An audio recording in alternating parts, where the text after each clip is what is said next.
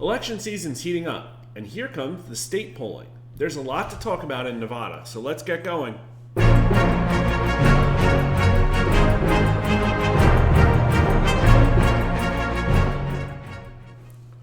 First, I'd like to thank our sponsors for this poll, the Capital Resource Institute, and it's because of them that this poll is public and available to people without a paid subscription to our site. Read the story and get the crosstabs at the link in the comment so you can take a look at the poll yourself. Let's start by covering some quick benchmarks. Biden approval in Nevada is now 39%, and that's about 5% lower than his current nationwide numbers. And his approval with independents is only 26%. That's 16 points below his national independence numbers, and he's at 80% among Democrats in Nevada. That's 8% better than nationwide. Governor Sisolak is doing slightly better at 43%, and he does 6 points better than Biden among Republicans, 8% better among independents, but 4% worse among Democrats than Biden. But the big one is the generic ballot. Republicans lead by 9 in Nevada with an astounding 29-point lead among independents. Republicans are also up 14% among white voters and 9% among Hispanic voters. The only demographics that Democrats lead with are Democrats with an 80-point lead, black voters with a 40-point lead, and youngest voters with a 5-point lead, though they're only down among women by 1 point. But now let's talk Trump. If the 2024 election was held today and the candidates were Trump and Biden, Trump wins by 12 points in Nevada, with huge leads among every demographic except Democrats and black voters. Trump even wins among 18 to 39-year-olds, Hispanic voters, and he only loses by 14 points among black voters. That's incredible. In this poll, however, we also asked people who they voted for in 2020. Those numbers by this point aren't very useful in comparing to the actual 2020 outcome, but they give a great gauge of who changed their minds and where Biden lost and Trump gained support. Only 3% of 2020 Trump voters in Nevada would vote for Biden now, but 17% of Biden voters would vote for Trump now. Biden beats Trump 22 to 14% among people who voted third party in 2020, but there were only 6% of them, and the vast majority of them will either still vote third party in 2024 or won't vote at all. But here are the biggest Trump pickups by demographic. Once again, Trump picked up 10% among all voters in the last 2 years.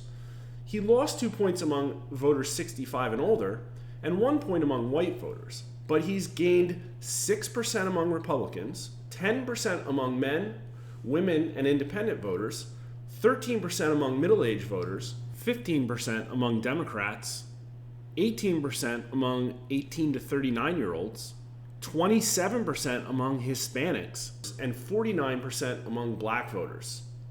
That's right, based on how people in our survey voted in 2020, compared to a hypothetical 2024 rematch in Nevada, Trump does 27 points better with Hispanic voters and 49% better among black voters in Nevada. Also note that Trump's current 12-point advantage over Biden in this poll is a significantly bigger lead than the 9-point advantage held by a generic Republican candidate in Nevada. So now on to the state-level candidates. In the governor's race, Steve Sisolak trails Joe Lombardo by 5 points, which is less than the 9-point generic ballot lead, but still a comfortable lead outside the margin of error of the poll. Outside of the two parties, Lombardo is doing best with Hispanic voters, independent voters, and older voters, and he's underwater with black voters and middle-aged voters. Now for the Senate race. Catherine Cortez Masto trails Adam Laxalt also by 5 points. The demographics aren't much different, at least directionally, from Lombardo's race, but Laxalt does better with men and worse with women by a few points, and he does better with middle-aged voters and worse with younger voters. A large portion of this poll was devoted to testing the support of an upcoming vote in Nevada to pass an equal rights amendment to their state constitution, also called Question 1, which adds protection for not only age, race, religion, and gender, but also gender, identity, and sexual orientation. There's a very important lesson here in public opinion. When you ask Americans, whom are generally very agreeable, if they support something positive in a general way without details about ramifications or complications, they're pretty much always going to say yes. Nevadans support question 1, the amendment, by a fairly strong majority when it is asked in a very general way. But when told that question 1 is specifically adding incremental protections only for gender identity and sexual identity, 40% of voters are less likely to support it, as well as a majority of independent voters.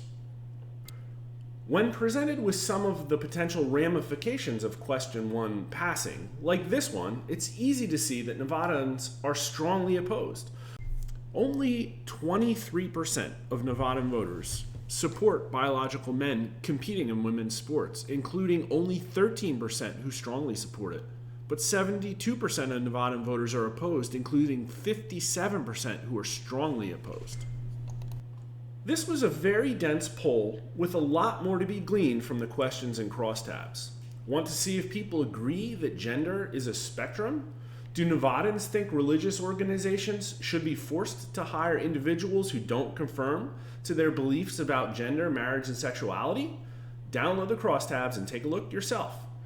Thanks again for everyone who has subscribed to our channel. Our latest video on the midterm indicators was our most viewed video yet. If you haven't seen it, you can follow the link at the end of this video.